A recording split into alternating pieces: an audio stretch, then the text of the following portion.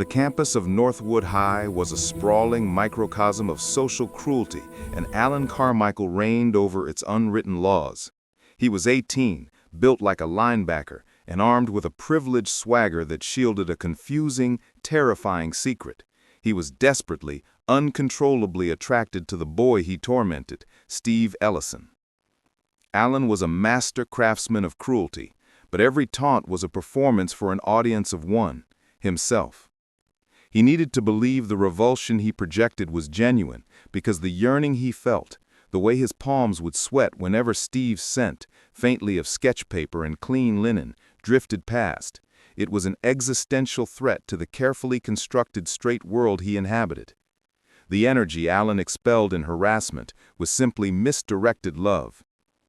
Steve, slender and aesthetically inclined, was a quiet counterpoint to Allan's noise, a thoughtful artist whose favorite haunts were the library and the local arboretum. He carried his uniqueness with a gentle defiance that only fueled Allan's fear. Steve tried to be invisible, but Allan's aggression made that impossible. Every caustic comment, every public slight, was a panic-driven performance, a desperate attempt to prove to his peers and the confusing, churning pit of his stomach that he hated Steve Ellison. Steve, in turn, learned to categorize Allan not as a person, but as a force of nature, a storm he simply had to endure. The bullying had become Allan's toxic routine, escalating in cruelty as his internal conflict intensified. Encounter 1, the art class. In the hallway outside the studio, Steve was carrying a large canvas he'd been working on, an abstract piece of swirling greens and blues that seemed to capture the quiet beauty of a deep ocean current. Allan intercepted him. His usual entourage immediately formed a semicircle of anticipation. "Look, boys," Allan would call out, his voice attracting attention from across the hall. "It's Van Gogh's little protege. What is this, Steve? A picture of your deepest, most sensitive feelings?" He grabbed the canvas, his large hands dwarfing the frame, and pretended to sniff it dramatically, his face contorted in mock disgust. Allan would wrinkle his nose. "Smells like desperation and patchouli. Why don't you try drawing a beard, Steve? Might make you less noticeable to the rest of the world." The implication was clear. His femininity made him a target. He then shoved the canvas back, intentionally hard, forcing Steve to fumble it against the wall to keep it from falling. Steve, his face pale, but his eyes fixed, never responded. He simply tightened his grip and walked away, focusing on the geometry of the canvas lines to block out the roaring humiliation. He left Allan with the bitter, brief aftertaste of a Pyrrhic victory. Encounter 2, the locker room. Allan's cruelty could be deeply personal, fueled by moments of clandestine spying. He learned that Steve wrote poetry, sometimes leaving notebooks unguarded in his locker. One Friday, Allan and his friends found one. In the middle of gym class, Allan climbed onto a bench, a notebook clutched in his hand. He read the poem aloud, a delicate piece about the quiet beauty of light hitting rain on a window pane. He read it with a grotesque falsetto, exaggerating every syllable. Allan's voice boomed through the echoing room, mocking the vulnerability. "And the raindrops whisper soft hymns to the weary soul. Oh, Steve, you're just too much for this brutal world. Why don't you stick to drawing butterflies? Maybe the world of toxic masculinity is too harsh for your little feelings." The sight of Steve, dressed only in his gym shorts, clutching his clothes and trying desperately to hold back tears, solidified Allan's power. Steve felt a deep, wrenching ache of not just humiliation, but of knowing his soul had been carelessly exposed and ridiculed. But the victory always felt like ash in Allan's mouth. Encounter 3, the lunch line. This time, the taunts were louder, more pointed, focused on Steve's perceived lack of masculine interest. Steve was standing alone in the crowded cafeteria line. Allan approached from behind, his voice slicing through the noise. "Hey Steve, heard you were applying for art school. Are you going to minor in knitting? Maybe we could start a little sewing circle, to share our emotional fabrics."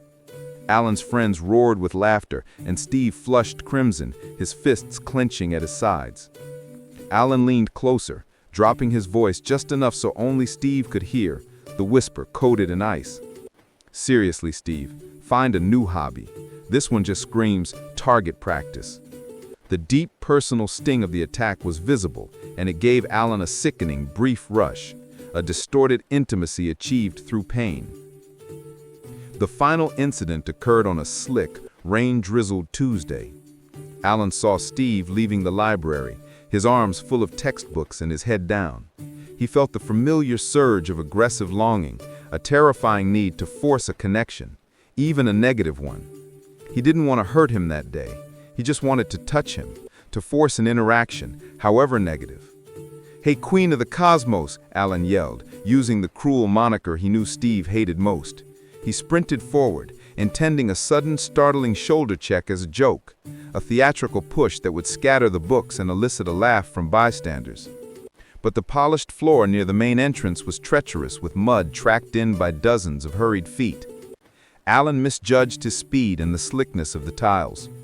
His heavy arm form connected with Steve's back, not playfully, but with the full, careless momentum of his muscular body. Steve gasped, his slender frame collapsing beneath the impact. He lost his footing completely, slipping backward on the wet tile, his arms still instinctively flailing to save the books. His head snapped back and struck the heavy, concrete-anchored water fountain with a horrifying, sickening thud. The crash of textbooks and the absolute, immediate silence that followed were the two loudest sounds Allan had ever heard. The world dissolved around Allan's frozen form. The crowd parted, faces pale and horrified. Steve lay utterly still, a strange, viscous pool of dark red blooming slowly on the pale tile beneath his head. Allan stared paralyzed, seeing the life drain out of the boy he secretly adored. His own breath hitched hot and fast in his throat. 2 minutes later, it was the sound of the approaching sirens, not the sight of the blood, that finally broke Allan's paralysis. He stumbled backward, his friends scattering like rats. The police arrived, and Allan, still dazed, was immediately singled out by horrified teachers. The life Steve had been living, the beautiful, sensitive life Allan had secretly, desperately wanted to share, was suspended. Steve Ellison was in a deep, irreversible coma. The geometry of their lives had been shattered by a single, careless vector. Hi, my name is Allan. They call me a felon now, and they are right. I'm also a coward. The police, the lawyers, the judge, they all asked me why. Allan, the detective had asked, leaning across the table, his face a mask of weary judgment. Why him? Was there a personal grudge? Did you hate him? I clung to the lie, the easy out. I told them it was a stupid prank, a schoolyard rivalry gone wrong. I couldn't tell the truth, couldn't let the words escape my throat, that I wrecked his life because I was a terrified, closeted boy whose self-hatred was so profound it became a hammer wielded against the one person who made my world make sense. I had a crush on Steve so vast and terrifying that the only way I knew how to address it was by destroying the physical space between us. The court sentence was 2 years. It felt like a lifetime, and yet not nearly long enough to pay the debt. Anyway, state prison was a brutal, concrete box, a sensory deprivation chamber for the soul, where my privileged facade dissolved into raw human fear. My body, once a source of strength and aggression, was now a target. The constant noise was a dull roar, shouting, clanging metal, the endless scrape of boots. But inside my head, it was silent. I was bullied relentlessly, not with cruel words, but with fists, contempt, and the sickening routine of a constant threat. I learned quickly to move silently, to eat quickly, and to trust no one. The atmosphere was thick with the constant metallic stink of fear, sweat, and cheap disinfectant. I spent my days counting the chipped tiles in my cell, letting the noise of the outside world be drowned out by the endless, monotonous, silent loop of my guilt. Every sleepless night, every punch received, every moment of utter dehumanization, I whispered a single name. Steve. It wasn't just penance. It was an anchor. It was the focus that kept me from dissolving into madness. My future was canceled the moment Steve's head hit the floor, replaced by the necessity of surviving so that one day I could somehow, anonymously, atone. When I was released, I was 20 years old, hollowed out, silent, and haunted. My eyes avoided reflections. I had no friends, no ambition. My life was an emotional vacuum. The first thing I did was find out about Steve. He was still in the coma. 2 years. It felt like a mythological punishment that his life was frozen because of my actions. I tried, briefly, to live a normal life, a straight life, just to prove I wasn't the monster I feared. I dated women, trying to force myself back onto the predictable path, but every kiss felt empty. Every intimate moment felt like a cheap, hollow betrayal. I was incapable of genuine connection because my entire emotional center was tethered to a silent, sleeping boy in a hospital bed. I broke up with a sweet, unsuspecting woman named Felicity after she told me she loved me. The word love felt sacrilegious coming to me, a man who only knew how to destroy what he cherished. I started visiting the hospital the next day. I cleaned up, took a miserable job stocking shelves in a warehouse, and spent every free hour in that dimly lit hospital room. I introduced myself to the nurses as Alex, a friend from high school. Alex was the man who visited, the one who bore no guilt. Allan was the man who caused the accident. I sat there in the silence, day after day, year after year. The crushing monotony was its own form of prison. The hospital room became my chapel. My life was structured around these visits. My miserable stocking job paid for the gas and the small gifts. Always a small bouquet of wild flowers or a new book. I read to him. I'd choose things I'd spied him reading in the library, articles on deep-sea topology, passages from Carl Sagan's Cosmos, poetry. I read history, philosophy, anything to fill the deafening silence. Today, Steve, I'm reading you about the great void, I'd whisper, my voice thick with unspoken emotion. Funny, isn't it? I've been living in one for years. But maybe you can still hear the words somewhere out there.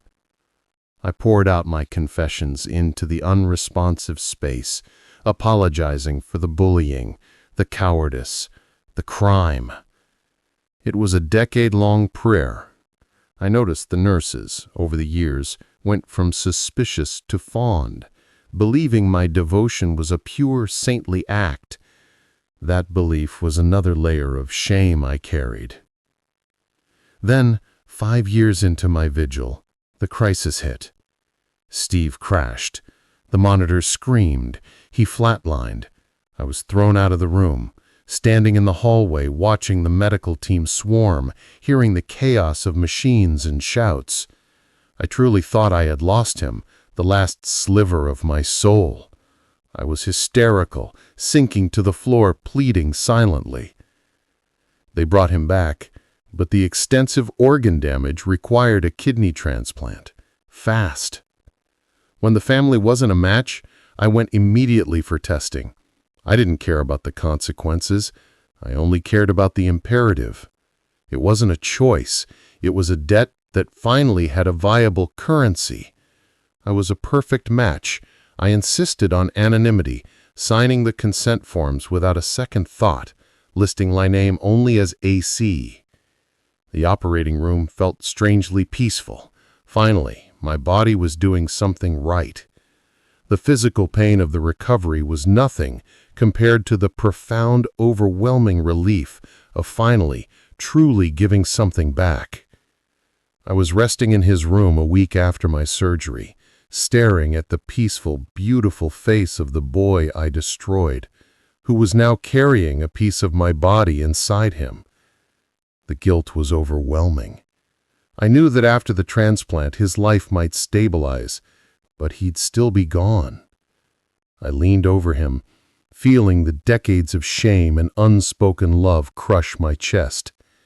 This was the moment, the goodbye, the final act of resignation. I brushed his hair back from his forehead, and then, with a choked sob, I pressed my lips to his. It was a soft, tear-soaked kiss of absolute apology and desperation, a fusion of the fear that made me hit him and the love that had sustained me. "I'm so sorry, Steve. I love you," I whispered against his mouth. "Please, forgive me. Please rest." I poured every ounce of my broken self into that single touch, certain I would never touch him again. I pulled back, tears blurring my vision. And then, the miracle. His eyelids fluttered. They opened. Those clear, hazel eyes looked right into mine, searching. You're crying," Steve rasped, his voice a dry, papery sound, but it was his voice. A nurse rushed in, alerted by the sudden, frantic change in the monitor readings. "He's awake! He's awake!" she screamed, and the room filled with the chaos of celebration and the sheer, terrifying joy of the impossible. But all I could focus on was the warm imprint of his mouth on mine, and the terrifying, incredible realization that my selfish, desperate act of love had conjured a miracle. Bonjour, my name is Steve. Waking up was not a sudden flicker of light, but a slow, decades-long drift back to reality. When I finally could move my eyes, the first person I saw was Allan. But my memory of the accident was fractured, a painful blank spot. All I knew was the man standing there was my savior, the anonymous donor who had given me a piece of himself. The family called him Alex. What Allan didn't know was that while my body slept, my mind didn't. After that kiss, I felt a shockwave of despair and love that resonated through my suspended body. My consciousness snapped back. The world was still dark and soundless to my family, but for the last decade of my coma, I heard everything. I was a silent sentinel in my own body, watching the slow, painstaking process of my life being rebuilt by the man who had broken it. The frustration of trying to move or speak was unimaginable torture, but the quiet presence of Alex made it bearable. I heard his readings, the soothing cadence of his voice describing faraway galaxies and ancient civilizations. "Today, Steve, I'm reading you about the Roman Empire," I'd hear him say, his voice a low, gravelly comfort, and I'd drift along with the history, constructing elaborate mental palaces where I was the emperor and Allan was my most trusted advisor. I knew when he read poetry, when he was tired, and when his voice broke with unshed tears. I learned his routines. The faint scrape of the chair as he sat down, the quiet sniffle before he began to read, and the way he always adjusted the blinds to catch the afternoon sun just right. More importantly, I heard his confessions. I heard the whole ugly story, piece by piece, whispered into the sterile air of the hospital room. "I only called you Queen of the Cosmos because I was terrified you were out of my league," he confessed once, his voice barely audible. "I went to prison, Steve. I was a felon for what I did. I deserved every second. I knew about the crush, the cruelty, the prison, the depth of his remorse. He had spent 10 years carving out his soul and offering it to me. The forgiveness happened in the dark, silent years of the coma. I had 10 years to process the scared boy who pushed me and to fall irrevocably in love with the broken man who refused to leave my side. I knew the difference between the boy and the man." After I woke up, the recovery was grueling, relearning simple motor functions, processing the lost decade. Allan was my shadow, gentle, reserved, and almost painfully careful not to cross a line. But the energy between us was palpable. I started flirting with him subtly. I'd reach for his hand during physical therapy or linger a little too long when he helped me adjust my pillows. The intimacy grew in small, tender moments. The way his fingers would brush my hair from my forehead, and the focused intensity in his eyes when he talked about the foundation he wanted to start one day. He made me feel seen, cherished, and above all, safe. It escalated one cool evening about 4 months into my recovery. We were watching a movie in my small rehabilitation apartment. I was sitting on the couch, and he was across the room, talking about his guilt again, twisting his hands. The weight of his unconfessed sin was suffocating the air between us. I need you to stop thanking the anonymous donor, Steve, Allan confessed, his voice tight with tension, his gaze fixed on the floor. Every time you thank Alex, it feels like a lie. I feel like I'm wearing a costume. It's too much. I scooted closer to him, closing the distance, letting our hips touch. Then take it off, Allan. Just be here with me. No costumes. He pulled away slightly, his hands shaking, his body tensing for flight. I can't. I have to tell you the truth first. About the cafeteria, the fall, about the bullying. I was the one who hurt you. I was the bully. I let him deliver the confession, the painful, raw truth about the fear and the crush, the push and the prison. He finished, his head bowed, tears silently running down his face, waiting for the righteous rage I never felt. My memory started coming back, Allan, I said, taking his hand, my touch soothing and firm, fully about 3 months ago. But my mind woke up 10 years ago with your kiss. I felt it, Allan. It was the deepest moment of despair I'd ever felt from a person. And yet it was the only thing that brought me back. And then I heard every single word you said while I was asleep. He stared at me, his eyes wide and stunned, processing a decade of silent eavesdropping. You knew the whole time? He choked out. I knew everything, I confirmed, giving him a small, knowing smile. The boy who pushed me was a scared, sad kid who couldn't handle his feelings. He died years ago in a prison cell. The man who sat by my bedside for 10 years, who poured out his soul, who gave me a kidney, who woke me up with a kiss, that's the man I love.